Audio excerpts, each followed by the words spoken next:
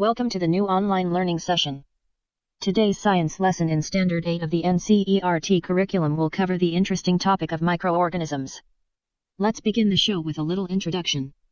This video session will cover Chapter 2 Microorganisms. Here we will learn about what are microorganisms, where do they live, their types, and their useful and harmful aspects in our life. There are a large number of organisms around us.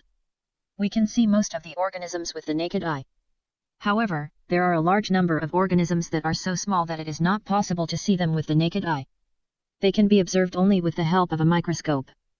So let's know the definition of microorganisms. The organisms that cannot be seen with the naked eye and can only be observed through a microscope are called microorganisms or microbes. It can be unicellular, means made up of a single cell, for example bacteria. It can be multicellular, made up of many cells like mushrooms.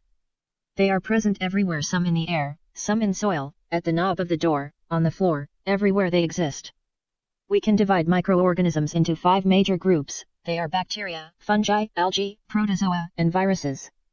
We will discuss each microorganism in detail. Bacteria are unicellular organisms and they are found in different shapes. Do you know one interesting thing? Some bacteria occur in the intestines of humans and other animals. In humans, they synthesize some B-complex vitamins. Animals like cows and buffaloes, they help to digest cellulose. You can see the pictures of different types of bacteria. Fungi and fungus, for singular, are cellular and are non-chlorophyll plants that feed on dead and decaying organisms. Mushrooms are very common, you can see them very often. Some mushrooms are edible also. The other picture you can see is a bread mold that you can see on stale bread.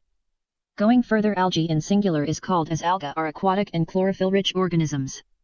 Pond water in your area that seems green is simply algae, since they contain chlorophyll, the colorless green pigment.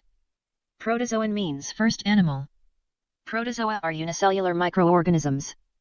They are found in ponds, lakes, rivers, seas, and damp soil. They are either saprophytic or parasitic. Euglena is an exception. It contains chlorophyll and can prepare its own food. Some other examples of protozoa are amoeba, paramecium. The word virus is a slang term for poison. Viruses are unable to develop and procreate on their own. However, they utilize their host cell when they enter a living cell in order to proliferate. Because of this, it serves as a bridge between living and non-living entities. So students, with this video we have come to know of different types of microorganisms and their characteristics. Hope you like this video. Thank you.